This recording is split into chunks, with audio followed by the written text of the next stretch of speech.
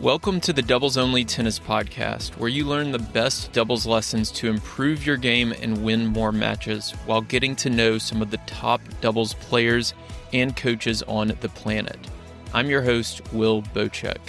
This podcast, my weekly strategy newsletter, and my website all focus on the goal of better understanding the sport of doubles and helping players like you improve faster through actionable advice that you can use in your very next match. My goal is to provide the best doubles resources in the world. And to do that, I study, analyze, and work with players at every level of the game, all the way up to the ATP and WTA tours. If you enjoy this podcast, consider becoming a Tennis Tribe member to go even deeper and take your doubles IQ to the next level.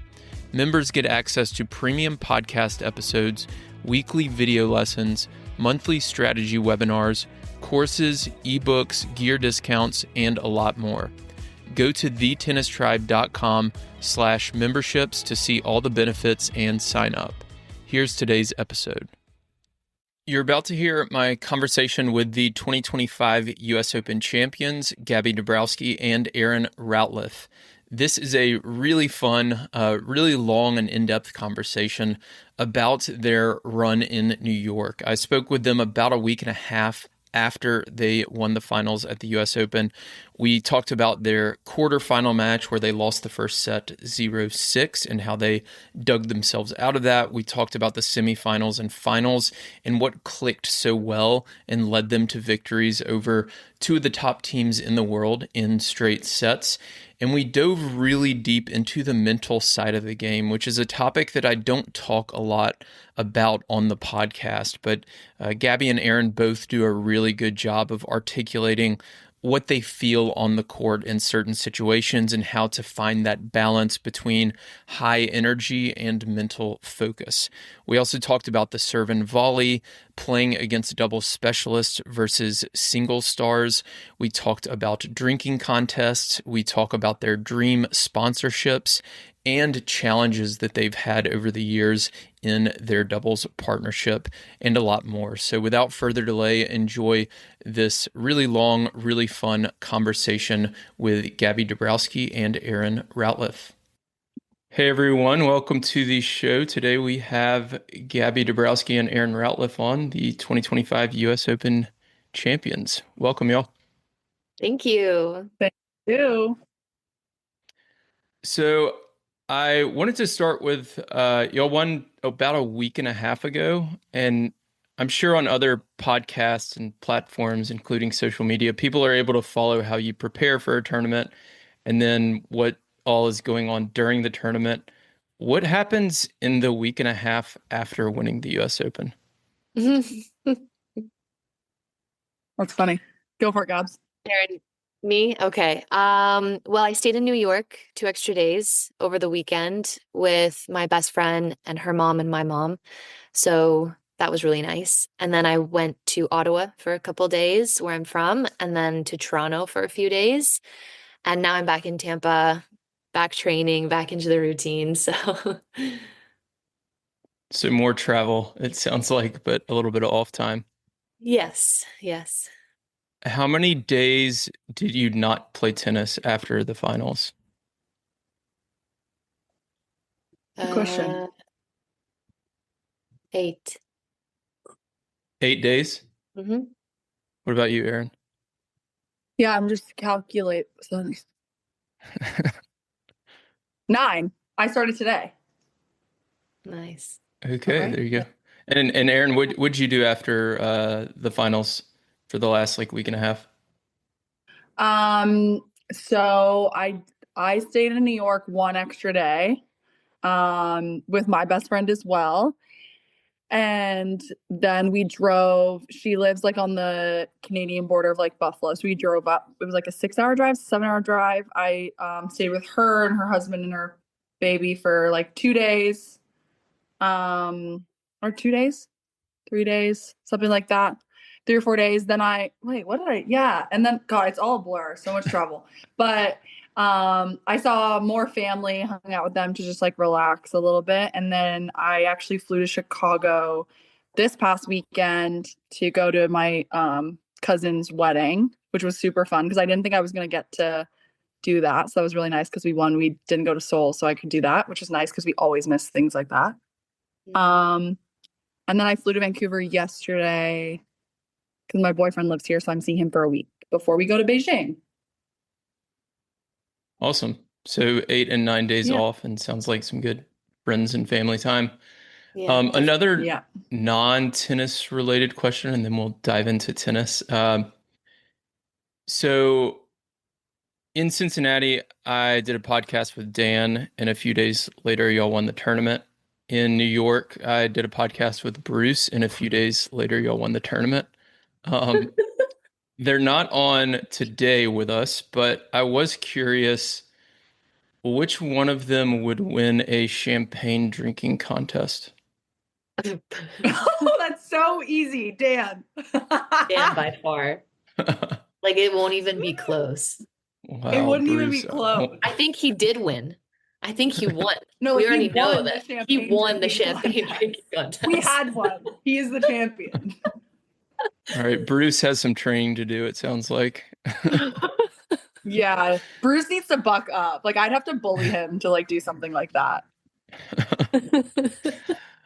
So I want to go to the back to the US Open. So the quarterfinal match, it was on Stadium 17. I was sitting back behind the baseline watching that match, and y'all lost the first set 6-0. And I was actually texting with somebody during the match, and they weren't able to watch, and they asked me what was going on. And I'm always hesitant. So like when I'm watching a match on TV, the announcers have to, I guess, kind of put themselves in the player's shoes. And they say things sometimes that I feel like aren't necessarily accurate. Like, oh, the pressure got to them. And I'm like, well, we don't know that. Maybe they just happened to miss that backhand because players miss backhands. You know, it may not be because they got nervous. But when I was texting with my friend during this match, I said, it seems like their energy is a little low. I think it'll probably go to a third set because I think they'll figure this out. Mm-hmm. Was that accurate? And how did you turn that match around?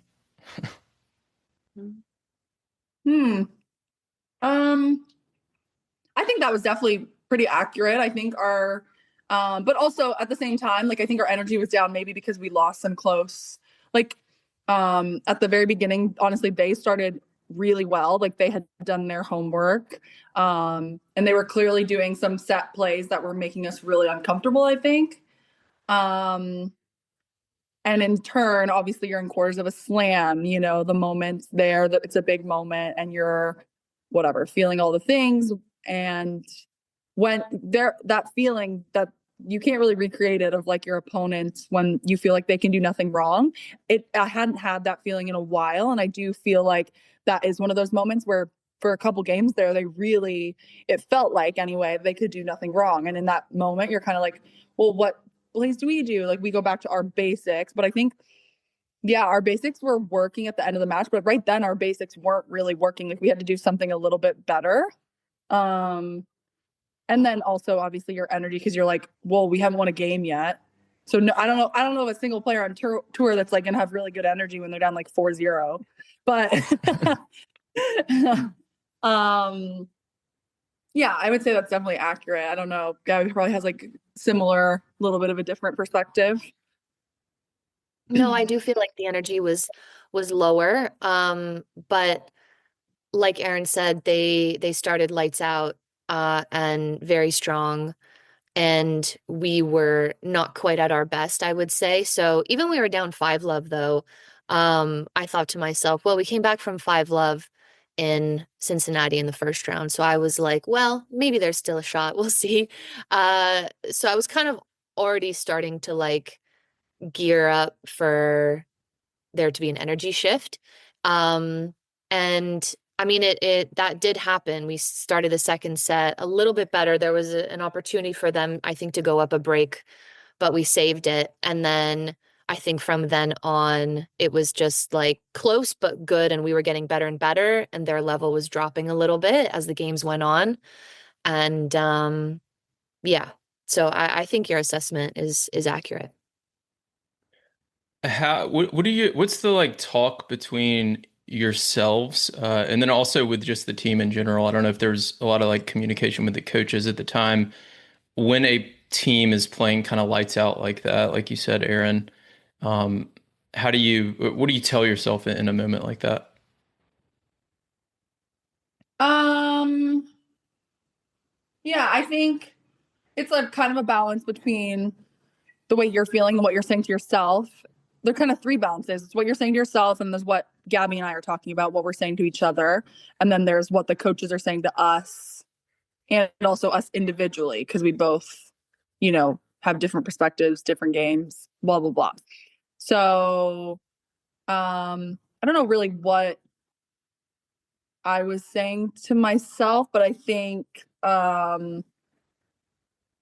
we did have one combo where it was like they're playing really well and that has been really close, similar to like in Cincinnati where it's like we're down 5-0 and we were like, well, what do we think? And it's like, well, I mean, we've just lost a couple. In that sense, it was like deuce points, and then this one is like more in add out kind of vibes where the games are closer. But I think we just try to support each other and try to be as present moment, because that's the reason why you're feeling those feelings, I think, is because you're thinking of the future, like losing the match. So we try to like remind ourselves that we're still in it and we're still very much there, and things can switch really quickly, because I think it's like a spiral situation where you don't feel like it can switch really quickly because you're on the other end of it, but it really can. It's crazy how many matches you watch where it's like all of a sudden 1 point and the whole match is completely turned around, which I think is what happened in that match for us at that point that Gabby was talking about.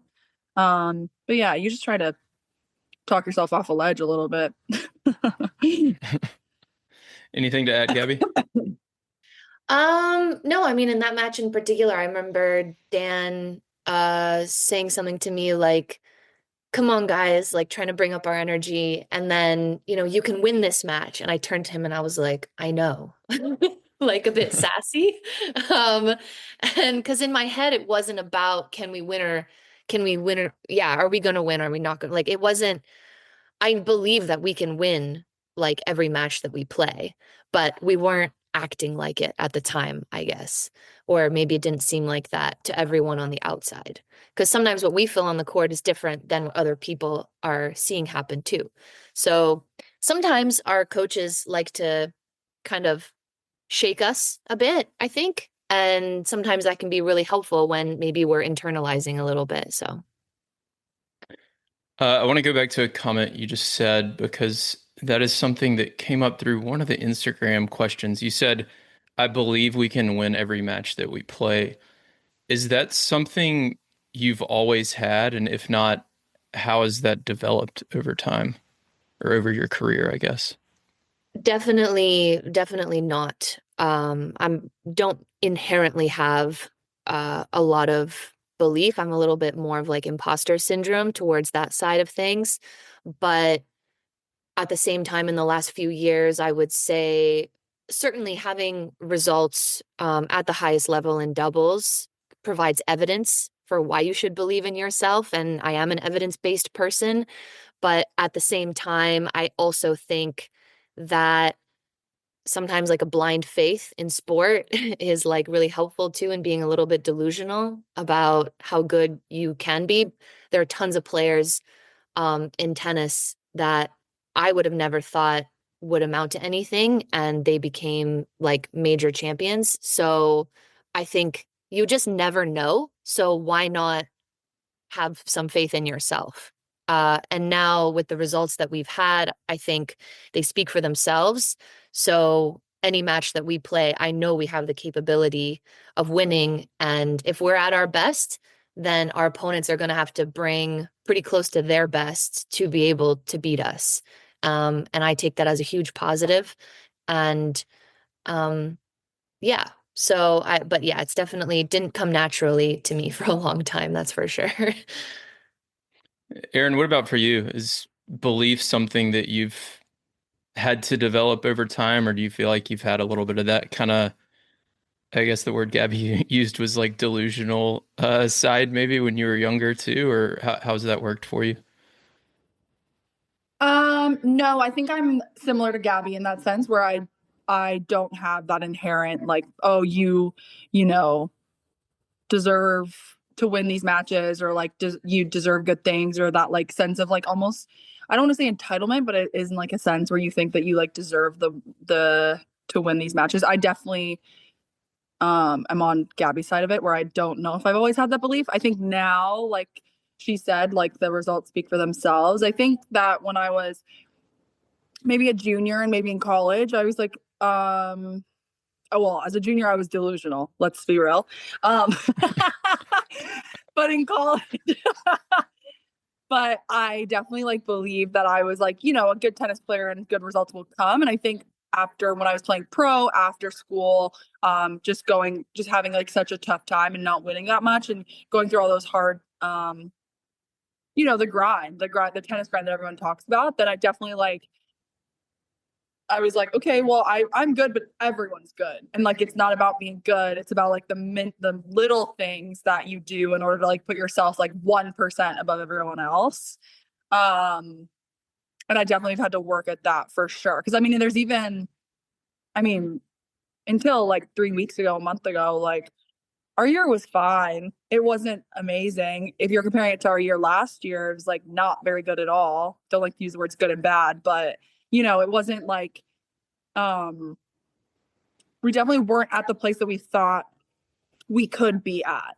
And like even throughout the year, like I think that, when you don't have that like sense of belief, like if it's not like a natural thing for you, it's so quickly can go away, where you're like, wait, was like last year a fluke, or was like the slam we won, like was that just like a one-time thing kind of thing? And it so quickly can just be like you're second guessing yourself. But I think that's, it's a testament to us as a partnership and believing in each other, and then our team around us just reminding us always that we just need to like stay the course with the process, and like believe in ourselves, believe in each other, and keep going. Because like, I mean, there was a lot of times where we were having losses that we didn't really think we should have, and it would have been very easy to be like, okay, it's not our year, blah blah blah. So yeah, definitely something you have to work for. I like envy the people that they're just like Gabby said, like delusional about it. I always say like I wish I was more like that, but also that's okay. I don't know. I think your approach is better because the delusional side is going to have that maybe entitlement a little more, and they may not put in the extra work that's required to, win the US Open, for example. So that could be the difference in, a specific match or game or point, whatever it is. You worked on that Maybe a specific little volley like 10 extra times, and that could be the difference. maybe a little also, to your point, like a little less sustainable if you're like that. Like it's not like a um consistent results, consistent success. But Sure. yeah. Yeah, 100%. So I want to move to the semifinal and final. It seemed like from watching, so I was there for the semifinal match. I watched the finals on TV. It seemed like from watching, everything kind of came together. Like it seemed like the perfect balance of focus, energy. You had a good game plan, and you were also having a lot of fun on the court. What clicked in the semis and finals to beat two of, I guess, probably two of the best three teams in the world, both in straight sets? Well, I think one thing that helped us was going through to like a couple challenging matches with our second round, with our quarterfinals. It felt like we were in the position that we always want to be in, and I feel like we like totally embraced it. Um, because you could look at that many different ways. You could think, oh, it's great to make a semifinal. Now we're playing, Irani Paolini, who are one of the best, like you know, I don't know. You could look at it like what you've achieved is good enough, but I feel like for us, it was more like a full excitement to play a team like that. And we have so much respect for them. And I think we knew that we had to bring our best right from the beginning. And Erin's talked about that before. And I think we did that. And we were able to like carry it through. We didn't have too many dips, honestly. Like we stayed very present. We were enjoying ourselves. I thought Erin played phenomenally well in the semis and in the finals. So yeah, I think you're right. Things did come together, and it was a lot of fun. Erin, anything to add? Um, no, I think honestly that's everything. I think a big part of it is the really close matches, or like the matches where we feel like we weren't playing our best and we still powered through in the earlier rounds. Um, because yeah, like Gabby said, we were so excited. I do remember feeling like really excited to be in the semis against, and I really thought it was cool that all four seeds were in the semis at the last slam of the year. And that's so rare in women's doubles. I think in most doubles, but I think more rare in women's doubles, where there's like the top four seeds all like having a face off for the final. Um, and we hadn't played Arania Paulini all year, right? Like that was the first time we've played them. Am I wrong? Yeah, since Well, I played them. Riyadh. I played them in French Open with Vika. Oh, right. But yeah, we hadn't played them together since the finals last year. So yeah, we were excited to get that opportunity and to play one of the I would say arguably the two best teams in the world in the semis and the finals. And we hadn't had that opportunity that many times this year. Like we hadn't been in a semi against one of the top teams. Actually, I don't even think we've been in it since like, I don't know, finals last year or whatever, a couple slams. I guess Aussie. Yeah, true. AO, that's true.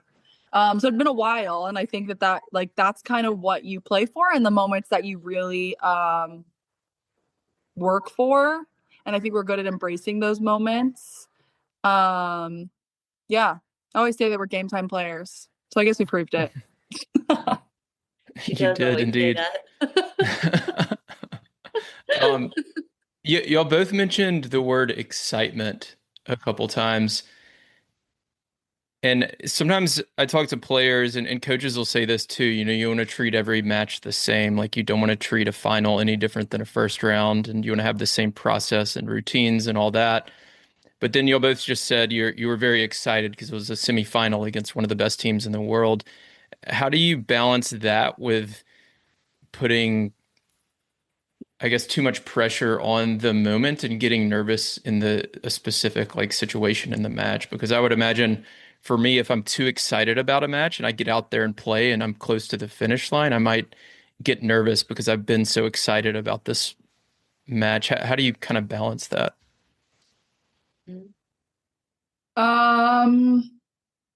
Yeah, good question. I think the main yeah, I mean it's a hard balance because obviously you're like a little more excited depending on the day, depending on the match, the core, all these things. Like semis, if you want to be the best in the world at something, like a semi and a final is really gonna like light your fire. And that's where you're really gonna be like, okay, this is my time to shine. But at the same time, you're definitely doing the same routines, the same stuff that you've been doing all tournament and from the rest of the year. Like I think it is a balance and like just figuring out, and I do agree with you. Sometimes if you're too excited, then you're like antsier, you get a little bit more anxious, you miss a couple balls, and then you're trying to like, overcompensate with your energy and stuff like that. And you could talk for hours and hours and hours about the balance and like too high, too low, staying neutral, like what the perfect thing is for a player. And I think that's what's I think cool about Gaby and I is that we're very different in that sense. Like I think I'm more of like with as far as energy goes, like she likes when I'm like fiery, and that's kind of when I'm at my best is when I'm like, saying come on and bringing that energy. And she's like she's still saying come on obviously, but she's more stable like the whole match.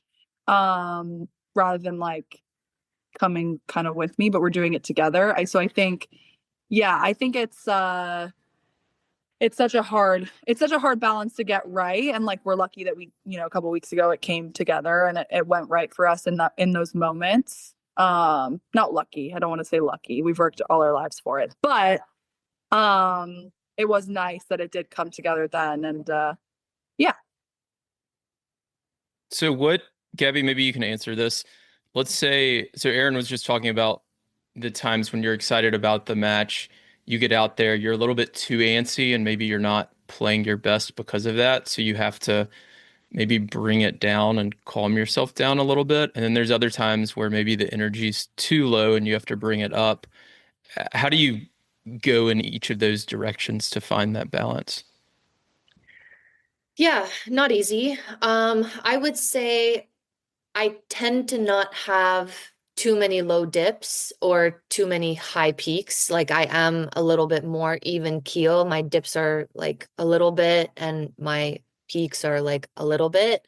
Um, so I feel like it's usually like naturally I'm not overly outwardly positive, I would say, in like a loud sense or a fiery sense.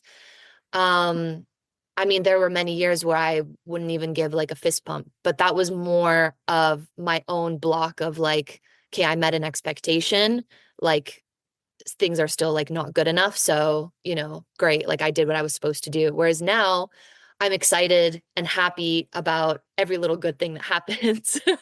I have a totally different thought process regarding good things that happen on a tennis court, which is actually really nice. It's very freeing. But I think generally it's more I notice um I'm not really looking so much at like low energy or high energy for myself. I'm looking more of like, am I approaching this situation, embracing it with a feeling of expansion and playing free? Or am I internalizing? Am I getting a little too frustrated and naggy at myself? In which case, I feel like I'm playing more constricted. So I really try to pay attention to that. And also, if I'm playing more in my body or more with my head. So I try to bring it down from my head and into my body. And then because there are times when I feel like my energy is very neutral, but inside my internal dialogue is actually very positive. It just might not outwardly seem that way. Whereas in years past, if I was quiet, likely it was probably a negative internal dialogue. So I feel like I've made a shift for myself personally, and I've sort of found um, a good path that seems to be working pretty well for me.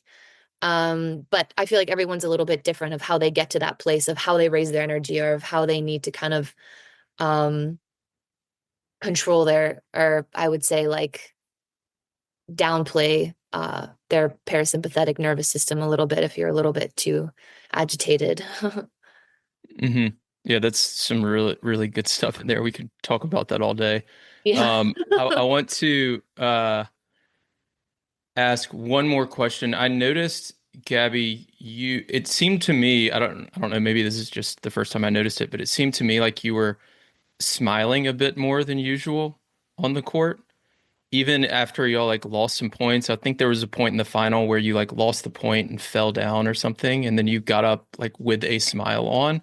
And this was like a I big fell down moment. or Erin fell down. Or maybe Aaron fell. I Erin don't fell down. remember. Okay. But Would I be a remember final if one of us didn't fall down. I'm I just think kidding. y'all had lost the point, and it was like a very big moment. I think it was like 4-all or something in one of the sets, and you were smiling after y'all had lost the point. Talk about, are you smiling more than usual? Why are you doing it, and how does it help? Uh Yes, I am smiling more than usual.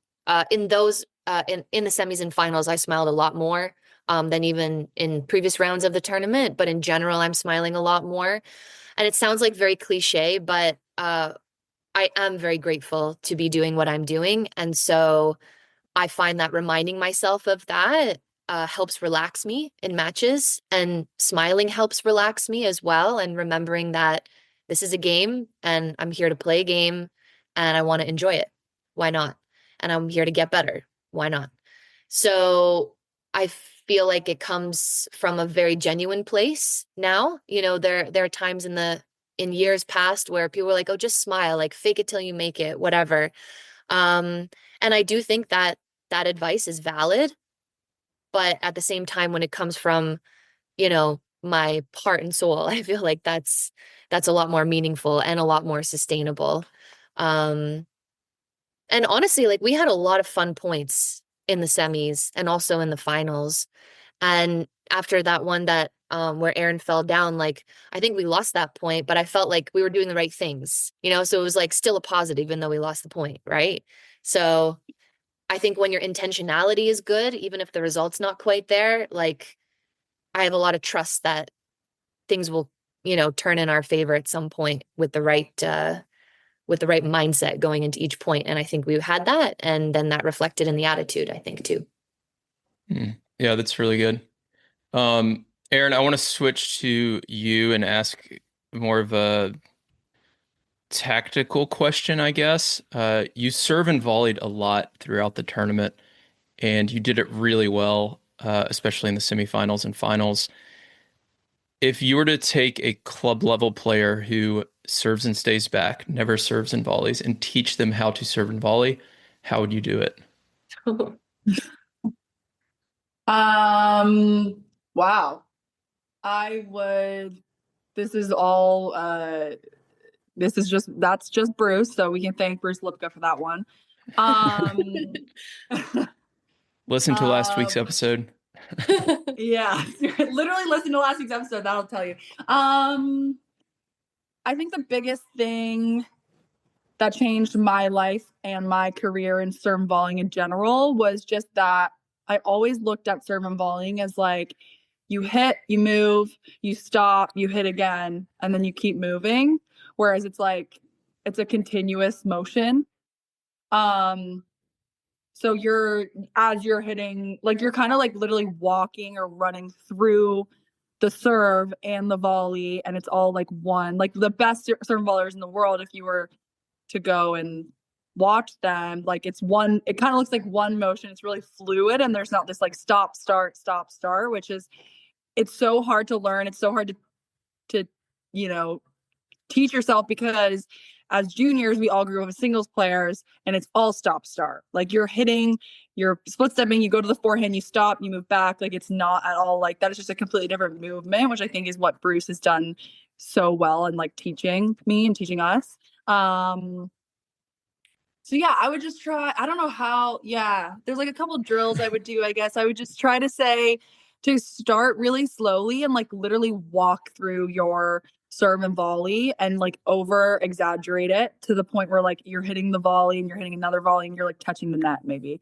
Like just keep going forward until, and like if you feel yourself like there's like a split step obviously there, but the split step's very fluid. You're split stepping and then you're moving through the volley. And like with both Gaby and I, when we're serve volleying, when we're not hitting our first volley well, it's almost all the time because we're like too loud, we say, like, or it's too like, stop start, because you're always on your toes. So you get nervous, you lose your feet, you stop to hit the volley, and then you're kind of like frazzled. But yeah, that was like, and I never really understood it. I would watch people do it. I would try to do it myself, and I never really got it, but he was the first person to kind of teach me that. So that would be my advice, it wasn't great advice, but listen to the last That's episode.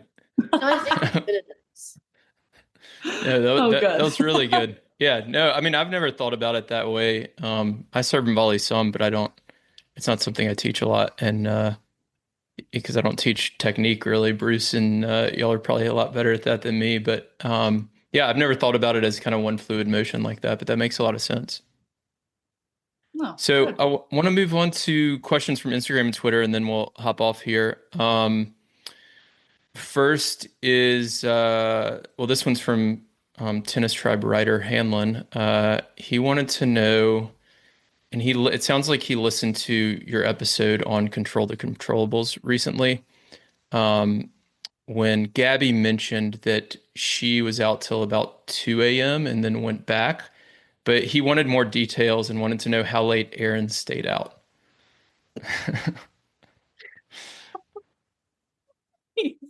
Stayed out or stayed standing? He just wanted more details. I don't know Go when for Erin it, left. Go with the details.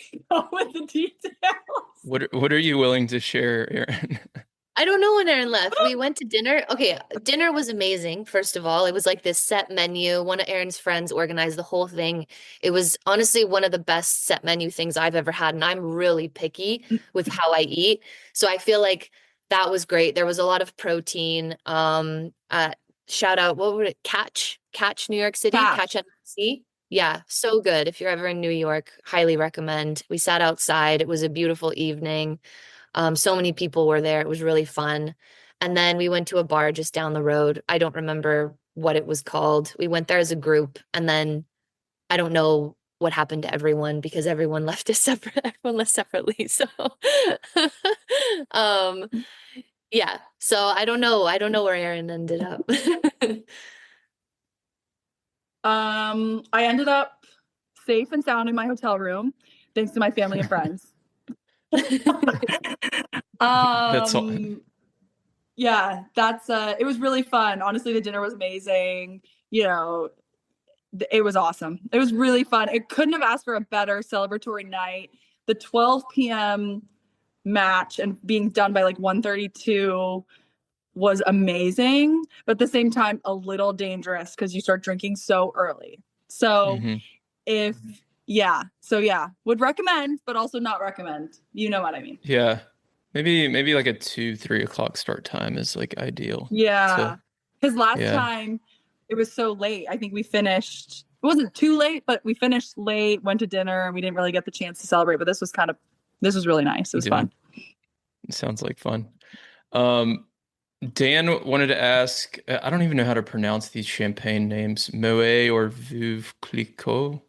I don't, Oh, they're asking which one? yeah. That's Dan, Dan's you're question? your coach, Gabby, yes. Oh no, we should probably ask Dan. Moe, are you kidding? They gave us big Moët. bottles and they bejeweled it 2025 women's doubles champions. It was awesome. Josh from Instagram, he's a coach that I know, wanted to know what is one thing that each of your coaches have taught you that's had the biggest impact to help you reach where you are today? Oh, whoa. Yeah, big question. I think it's Aaron's volleys from Bruce, right? I'm just kidding. Yeah. I think No, I think you're probably right. no, because sorry, I'll just side note. When you were talking about that, I was literally thinking about it and I was like, that's a really good cue actually to like keep moving through the volley. Like that's really helpful. And I was thinking this week I'm gonna try that. So it's working Always already. improving. Um, no, but man, well, also I've had I work with a few different coaches. Like for me, my dad helped to develop me. I talk to him all the time. I feel like one of the best things that he tells me now is to grunt. Actually, he reminds me to grunt a lot because it makes me more brave. The breathing and exhalation helps, I think, my shots have more quality on them.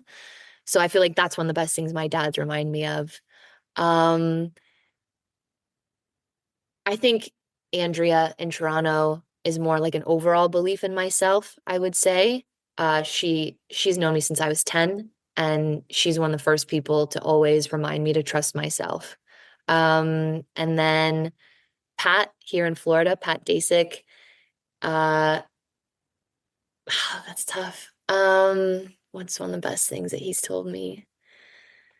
Honestly, he tells me so many good things. We have really great chats about so many different things in the game of tennis, singles, doubles, footwork, technique. We love to dissect. He shares with me different progressions that he's working with his players on. And so I feel like Pat teaches me that it's important to have a passion for the sport in general, and to always focus on the process. We talk about the process a lot. And finally, Dan, the best thing I learned from Dan is to support your partner unconditionally. He told us that 2 years ago before 2023 US Open, and I did not understand what that meant completely until he told it to us and the importance of it and what it means. And yeah, like I think my whole tennis career supporting my doubles partner was very important, but sometimes I think I got so much in my head about stuff that I wouldn't always have the awareness of how my attitude and behavior was impacting my partner. And so I think Dan's done an amazing job of highlighting the importance of supporting your partner and yourself unconditionally. Another question from Instagram is from CM Freeman. How are your tactics different against double specialists versus singles star combinations like Coco and Jessica? Good question. I think it actually changes quite a bit. I think with doubles pairings that have their set plays, we do like, well, I mean, everyone has their set plays, but we do a little bit more, making them uncomfortable, and we kind of switch our plays a little bit more based on that.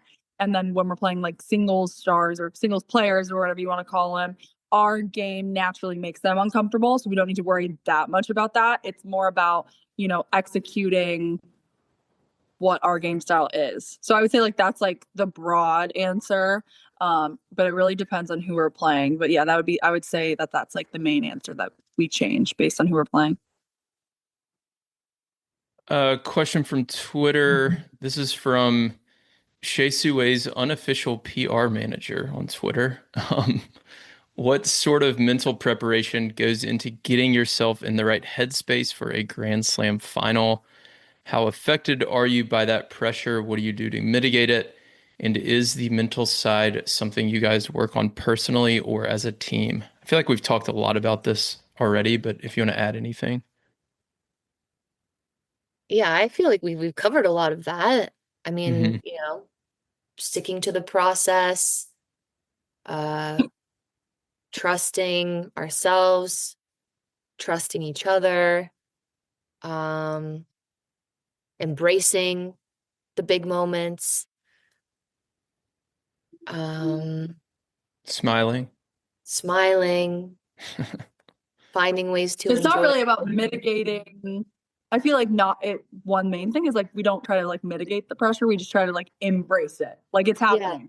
So like yeah. the pressure, the nerves, all the feelings, whatever it is, it's there. It's happening. We're going to talk about it, and then we're going to go through it. We don't need to like shy away or sweep it under the rug. I think that's a big thing that we talk about. Hmm.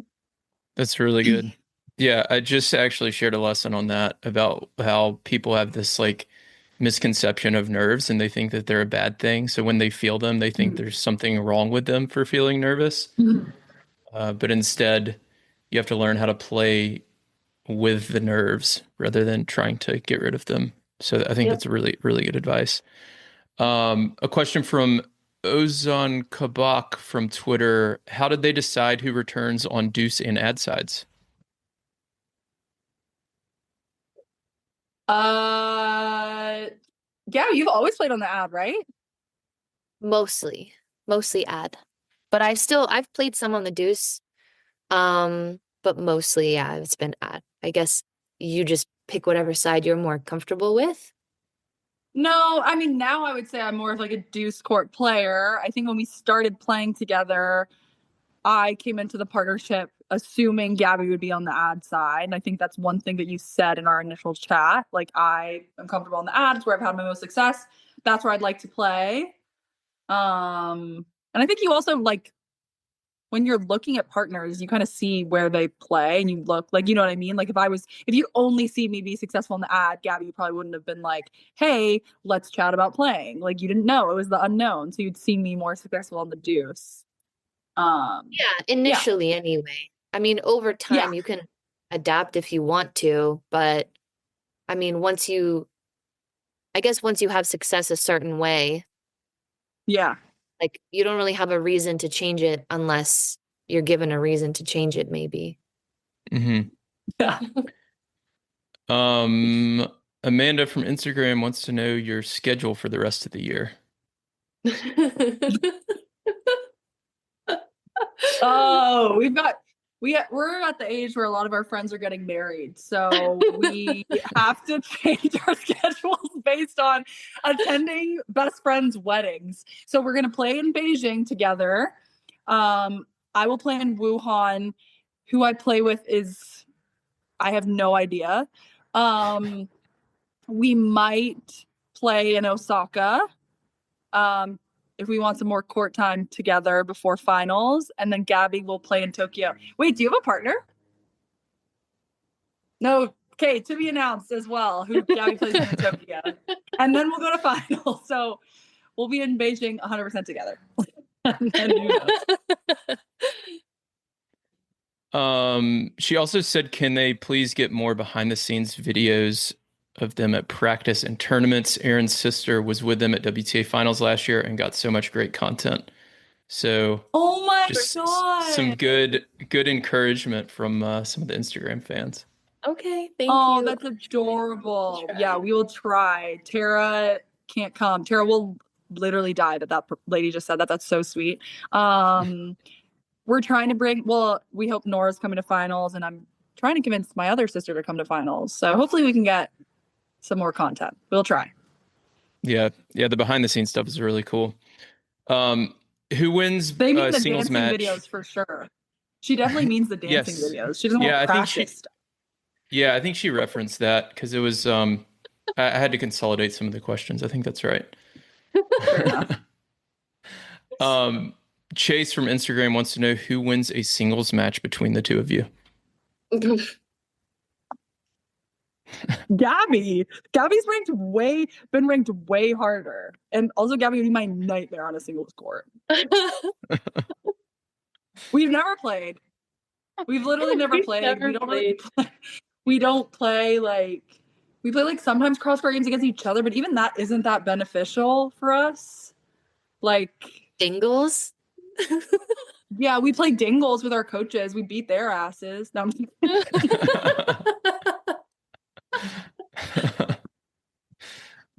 The next, we need to get video of that, actually. That's what we need. The next question is about your coaches. Good Life, Good Travel on Instagram asked, what is Dan and Bruce's pre-match ritual? Should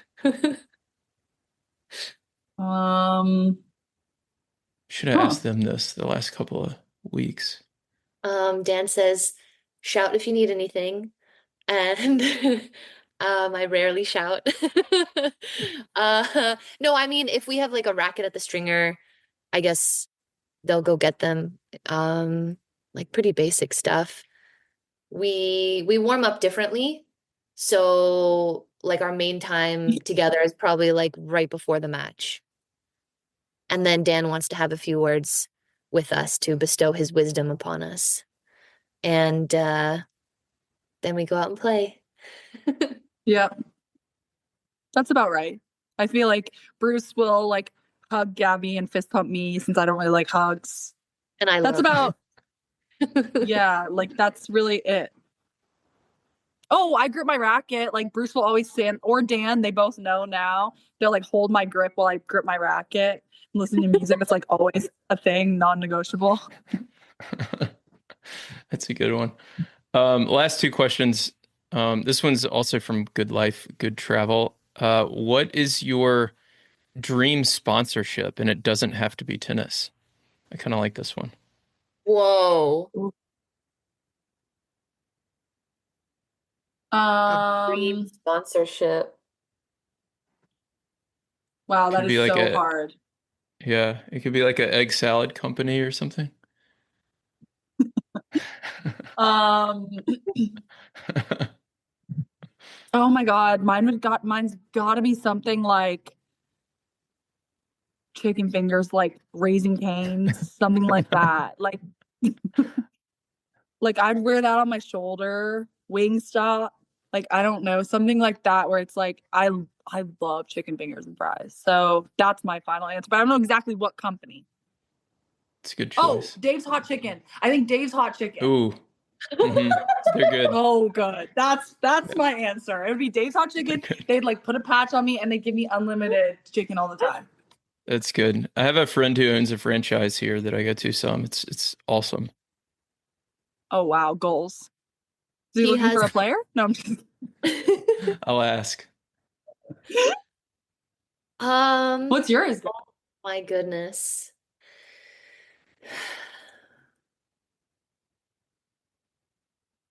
Um, you know what? It's I already have it. It's with IM8 and because because I have a much bigger focus on my health ever since last year. And so I feel like, and I genuinely feel the benefits of having used this product since March. I'm actually going to make a reel today or tomorrow and talk about it again. But like, I really appreciate the people behind the product. They're brilliant, they care a lot, and I feel a difference taking it. So I feel like just in terms of my overall physical well-being, it's been a game changer for me. And yeah, so maybe it's a lame answer to tell you something that I already have, but that's it for me. That's awesome. Well, Erin, you've got some work to do to get Dave's hot chicken because Gabby's already got hers. All right, last question, y'all. This took a little bit longer than I promised, and I apologize for that. No, it's okay. Sandra Fine. from Instagram asks, what is the biggest challenge you've had to overcome making a strong partnership? So I guess as a team. Hmm. That's really hard. I think just figuring out how to blend our personalities probably and like our character traits and stuff. Um, which has required like good communication. Obviously, Dan and Bruce and others that have our back, that help guide us. I feel like I feel like our situation is one of those things where like when it's good, it's great. And so I feel like it's just a matter of how you get to that point. Um, and all the little adaptations you may need to make, the vibe that you need to bring, um, the finessing of the practices a little bit. Like, I think we're both willing to do what it takes, thus far to like be the best we can be. And it's not always perfect, and that's okay. But I think just, um, yeah, I think it's just about the blend of two different people, trying to be one of the best teams in the world. Anything to add, Erin, before we hop off?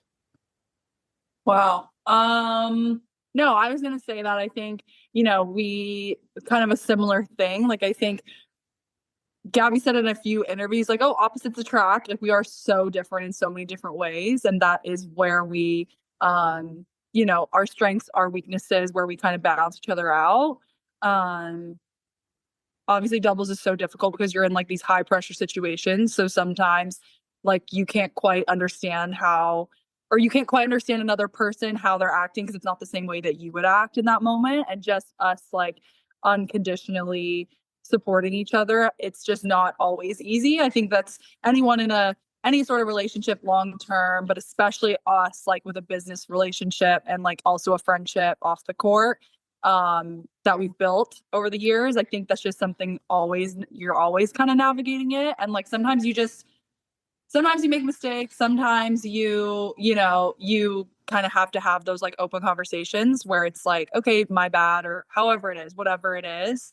I always say that these doubles partnerships, I've never really felt like this, but I do feel like it is when you're playing week in, week out, and you're one of the best teams in the world. It is kind of like a marriage. Like we see each other more than we see anyone else in our lives. And so that's something you have to work out always if you want it to be successful. So yeah, that's probably it. Awesome. That's a good place to end it. Thank y'all for staying on for so long. Again, I'm sorry it took so long, but we had a lot of questions through Instagram and Twitter, and They're I great feel like questions. this was this was a really lot good of fun. question. So I really appreciate it. Thanks for having us. Thank y'all, Yeah, and thanks a lot. good luck. Good luck the rest of the year. Thank you. Thanks a lot. Talk to you soon. Thank you for listening to this week's episode of the Doubles Only Tennis Podcast. If you're interested in diving deeper into the world of doubles strategy, I've created Tennis Tribe memberships that allow me to bring you more podcast episodes, video lessons, webinars, and other doubles content on a weekly basis without relying on paid ads. The lessons inside the membership will help you better game plan with your partner, optimize your practices, and become the smartest player on the court. Go to thetennistribe.com/memberships to learn more and sign up. You can also join my free newsletter on our homepage, where I share a new doubles lesson every week. If you want to connect, you can find me on Instagram, Twitter, and Facebook, or contact me through our website. Thanks again for listening.